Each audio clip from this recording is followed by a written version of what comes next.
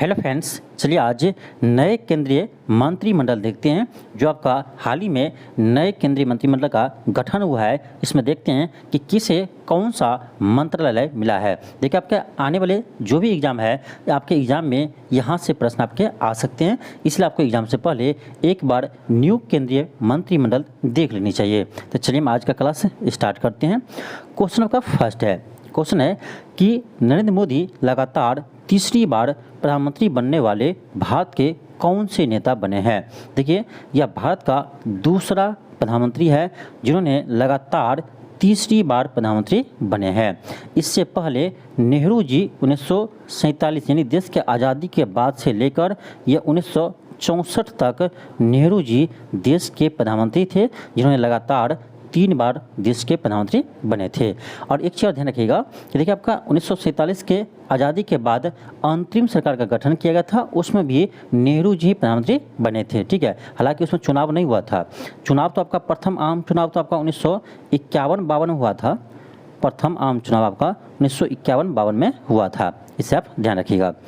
आगे बढ़ते हैं। एक चीज़ और ध्यान रखिए यहाँ पर कि नरेंद्र मोदी जी ये वाराणसी लोकसभा क्षेत्र से चुनाव जीते हैं, ये भी ध्यान रखिएगा। आगे बढ़ते हैं। आपका क्वेश्चन सेकेंड है। क्वेश्चन का आपका 2024 में भारत के नए गृह मंत्री कौन बने हैं। तो देखिए, ये बने हैं अमित शाह जी। ऑप्शन आपका सी होगा। इससे पहले भी अमित शाह ही गृह मंत्री थे और इस बार भी अमित शाह ही गृह मंत्री बने हैं।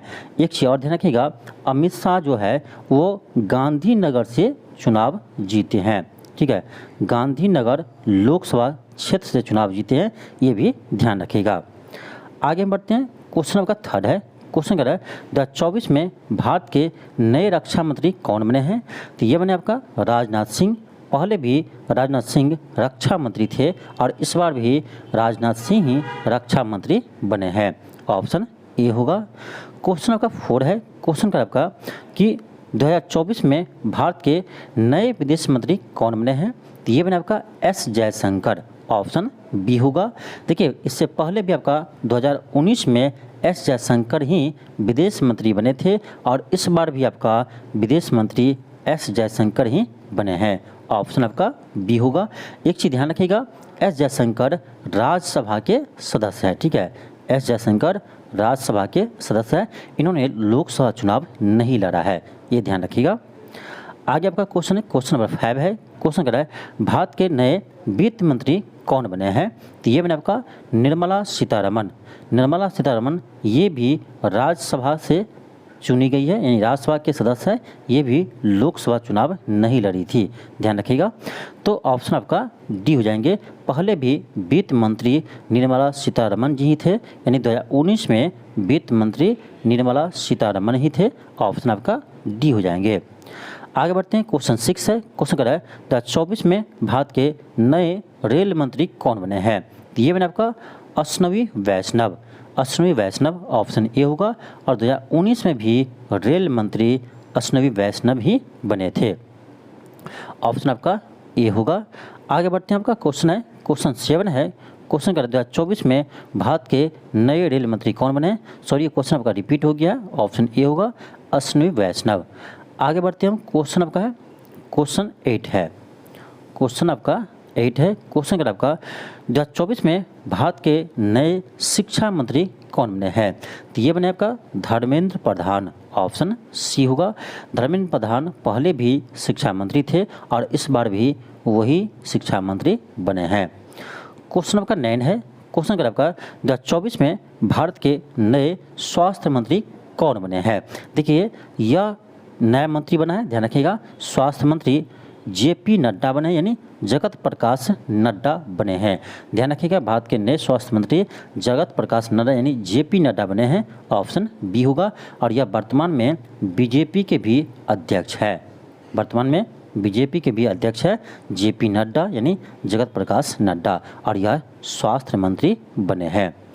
आगे बढ़ते हम। क्वेश्चन आपका क्वेश्चन 10 है। क्वेश्चन कर रहा है 2024 में भारत के नए महिला एवं बाल विकास मंत्री कौन बने हैं। तो यह बनी है अन्नपूर्णा देवी। ऑप्शन बी होगा। इससे पहले थी स्मृति ईरानी, लेकिन इस बार यह चुनाव नहीं जीत पाई है, तो इस बार यानी नए महिला एवं बाल विकास मंत्री बनी है अन्नपूर्णा देवी, ऑप्शन बी होगा। आगे बढ़ते हैं, क्वेश्चन 11 है। क्वेश्चन कह रहा है 2024 में भारत के नए कृषि और किसान कल्याण मंत्री कौन बने हैं? तो यह बने हैं शिवराज सिंह चौहान, ऑप्शन सी होगा। आपको पता होगा कि एमपी में इसे मामा के नाम से जाने जाते हैं, शिवराज सिंह चौहान, ऑप्शन आपका सी होगा। आगे बढ़ते हैं, क्वेश्चन आपका 12 है। क्वेश्चन कह रहा है 2024 में नरेंद्र मोदी ने लगातार तीसरी बार प्रधानमंत्री के रूप में किस दिन शपथ ली है? तो यह लिया था 9 जून 2024 को। 9 जून 2024 को नरेंद्र मोदी जी ने तीसरी बार देश के प्रधानमंत्री के रूप में शपथ लिया था। आगे बढ़ते हैं, क्वेश्चन आपका क्वेश्चन 13 है। क्वेश्चन कह रहा है प्रधानमंत्री नरेंद्र मोदी ने 9 जून 2024 को तीसरी बार पीएम के रूप में कहां पर शपथ ली है? तो यह लिया था राष्ट्रपति भवन में, ऑप्शन आपका ए होगा, राष्ट्रपति भवन। आगे बढ़ते हैं, क्वेश्चन आपका 14 है। क्वेश्चन का आपका कि किस देश के राष्ट्रपति मोहम्मद म्यूजी प्रधानमंत्री नरेंद्र मोदी के शपथ ग्रहण समारोह में शामिल हुए थे? तो यह है मालदीव के प्रधानमंत्री, याद रखिएगा, ऑप्शन आपका सी हो जाएगा। अब देखिए यहाँ पर आपको ये चीज़ याद रखना चाहिए कि इस बार नरेंद्र मोदी जी के शपथ ग्रहण में कौन कौन देश के मेहमान आए थे, ठीक है, ये आप जरूर याद रखिएगा, आपके एग्जाम में आ सकते हैं। तो चलिए हम दिखते हैं आपको कि कौन कौन से इस बार यानी शपथ ग्रहण में आए थे। तो यहाँ आप देख लीजिएगा, यहाँ देखिए शेख हसीना बांग्लादेश के प्रधानमंत्री आई थी, ठीक है। फिर आपका है डॉक्टर मोहम्मद म्यूजी, ये आपका यानी मालदीव के राष्ट्रपति है जो शपथ ग्रहण में आए थे, ठीक है। फिर आपका है अहमद आफिफ, उपराष्ट्रपति है सेल्सस का, ठीक है, ये भी ध्यान रखिएगा। फिर आपका है प्रवीण कुमार जगन्नाथ, ये प्रधानमंत्री है मॉरिशस का, ठीक है, ये आए थे।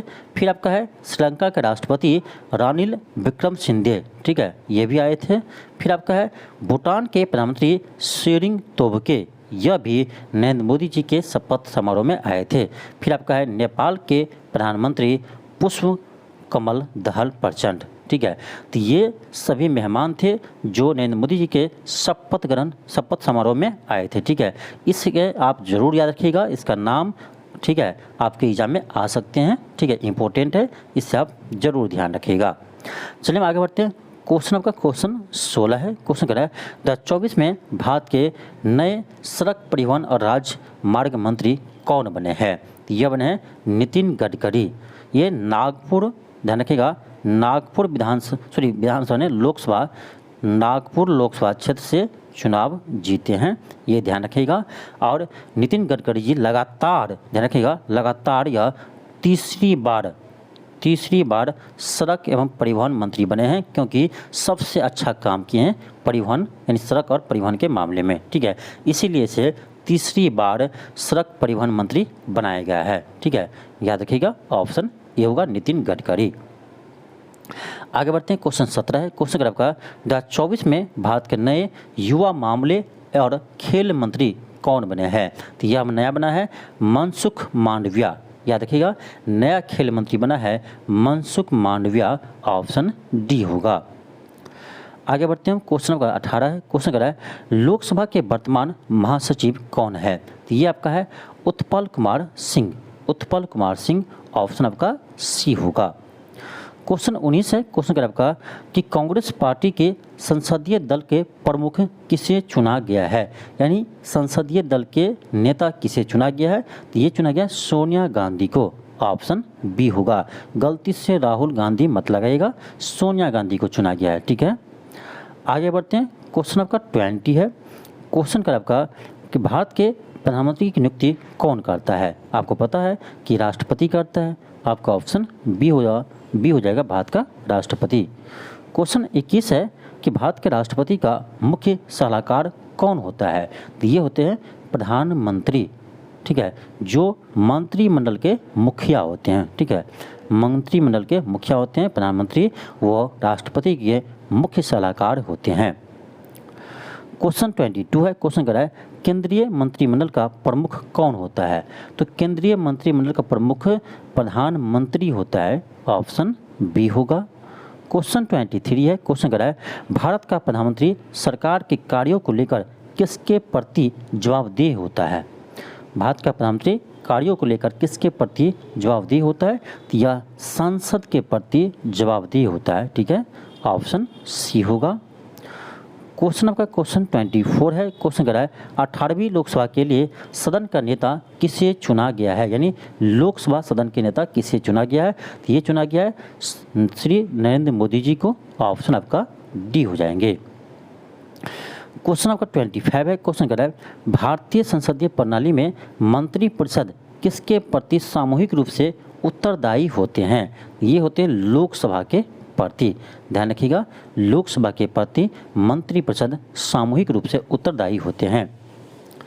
आगे बढ़ते हैं क्वेश्चन 26 पर। क्वेश्चन आपका है 18वीं लोकसभा के लिए सदन का उपनेता किसे चुना गया है। देखिए, नेता किसे चुना गया है आपको पता ही होगा, नरेंद्र मोदी जी को, लेकिन उपनेता किसे चुना गया है, तो ये चुना गया है नितिन गडकरी जी को, जो सड़क और परिवहन मंत्री है।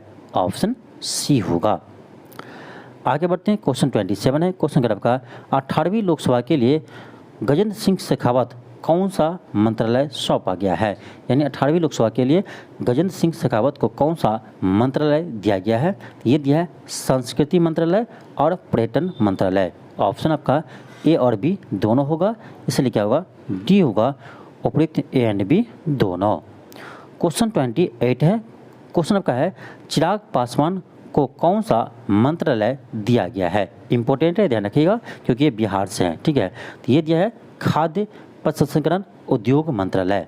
चिराग पासवान को खाद्य प्रसंस्करण उद्योग मंत्रालय दिया गया है। इसकी पार्टी है एलजेपी, ध्यान रखिएगा, एलजेपी लोक जनशक्ति पार्टी। ठीक है, और उन्होंने 5 सीट पर चुनाव लड़े थे और 5 सीटें जीत गया है। ठीक है, ये भी ध्यान रखिएगा। आगे बढ़ते हैं, क्वेश्चन नंबर 29 है, क्वेश्चन कह रहा है जीतन राम मांझी को किस मंत्रालय की जिम्मेदारी सौंपी गई है। जीतन राम मांझी इस मंत्रालय में सबसे बुजुर्ग मंत्री है, यानी सबसे अधिक एज वाले मंत्री है जीतन राम मांझी, और इसे बनाया गया है सूक्ष्म लघु और मध्यम उद्योग मंत्रालय। ऑप्शन ये होगा, ये भी बिहार से है, इसलिए आपका इम्पोर्टेंट है, ध्यान रखिएगा। आगे आपका क्वेश्चन 30 है, क्वेश्चन का आपका कि 2024 में केंद्रीय ऊर्जा मंत्रालय के लिए नए मंत्री कौन बने हैं, यानी केंद्रीय ऊर्जा मंत्री कौन बने हैं, तो ये बने हैं मनोहर लाल खट्टर। ऑप्शन सी होगा। आपको पता होगा कि यह हरियाणा के मुख्यमंत्री थे पहले, यानी यह हरियाणा के पूर्व मुख्यमंत्री है, ध्यान रखिएगा, मनोहर लाल खट्टर। आप लोग कमेंट बॉक्स में बताइएगा कि हरियाणा के अभी वर्तमान में मुख्यमंत्री कौन है। ठीक है, इसका नाम आप लोग कमेंट बॉक्स में जरूर बताइएगा। क्वेश्चन 31 है, क्वेश्चन का आपका भारत के इतिहास में सबसे युवा केंद्रीय मंत्री कौन बने हैं, यानी भारत के इतिहास में अभी तक का सबसे युवा केंद्रीय मंत्री कौन बने हैं, तो ये बने हैं राम मोहन नायडू। ऑप्शन बी होगा, राम मोहन नायडू। ऑप्शन बी होगा। क्वेश्चन 32 है, क्वेश्चन कह रहा है 9 जून 2024 को 18वीं लोकसभा के लिए कुल कितने मंत्रियों ने शपथ ली है, कुल कितने मंत्री ने शपथ ली है, तो 71 मंत्री ने शपथ ली है। ऑप्शन सी होगा। आपको पता होगा कि लोकसभा के, ध्यान रखिएगा, लोकसभा के जो टोटल सीट के 15% से अधिक मंत्री नहीं बना सकते हैं। ध्यान रखिएगा, लोकसभा के कुल सीट के 15% से अधिक मंत्री नहीं बना सकते हैं, इस बात को आप ध्यान रखिएगा। क्वेश्चन 33 है, क्वेश्चन कर रहा है 2024 में सबसे उम्रदराज केंद्रीय मंत्री कौन बने हैं, तो यह बने आपका जीतन राम मांझी। इसका एज अब लगभग 79 वर्ष हो रहा है। ठीक है, 79 वर्ष की एज में यह मंत्री बने हैं। क्वेश्चन आपका 34 है, क्वेश्चन आपका है राजीव रंजन सिंह उर्फ ललन सिंह केंद्रीय मंत्रिमंडल में कौन सा मंत्रालय मिला है। ललन सिंह जो है वो आपका जदयू पार्टी से है, ध्यान रखिएगा, जदयू पार्टी के नेता है, तो ये इससे बनाया गया है पंचायती राज मंत्रालय और मत्स्य पालन और पशुपालन एवं डेयरी उद्योग मंत्रालय। यानी ए और बी दोनों सही है, इसलिए क्या होगा, ऑप्शन डी होगा, ए एंड बी दोनों। तो ध्यान रखिएगा, ललन सिंह को पंचायती राज मंत्रालय और मत्स्य पालन एवं पशुपालन एवं डेयरी उद्योग मंत्रालय दिया गया है। ठीक है, तो इसे आप ध्यान रखिएगा। तो ये था आपका इम्पोर्टेंट मंत्रिमंडल जहाँ से आपके एग्जाम में प्रश्न आ सकते हैं। तो जितने भी आपका मंत्रिमंडल से इम्पोर्टेंट क्वेश्चन बन रहा था ये आपको हम लेकर आए हैं, तो आप इसे ज़रूर याद रखिएगा। और देखिए, आपको अभी इस बार यानी लोकसभा चुनाव के साथ साथ आपका 4 विधानसभा चुनाव भी हुआ है। ठीक है, 4 राज्यों में विधानसभा का चुनाव भी हुआ है। तो इससे रिलेटेड आपका जितने भी इम्पोर्टेंट फैक्ट है, क्वेश्चन जो बनेगा वो आपको हम अगले क्लास में लेकर आएंगे, जिसमें आपका देखेंगे चारों राज्य का मंत्री यानी नया मुख्यमंत्री कौन बना है, कौन सी पार्टी जीती है, कितनी सीट जीती है। तो जो इम्पोर्टेंट है इससे आपको हम लेकर अगले क्लास में लेकर आएंगे। ठीक है, तो आज के लिए इतना ही। थैंक यू, धन्यवाद। मिलते हैं आपको नेक्स्ट क्लास में। यदि आपको यह वीडियो अच्छा लगा हो तो इस वीडियो को अधिक से अधिक शेयर कीजिए, और यदि आप चैनल पर नए हो चैनल को जरूर सब्सक्राइब कर लीजिएगा। थैंक यू, धन्यवाद।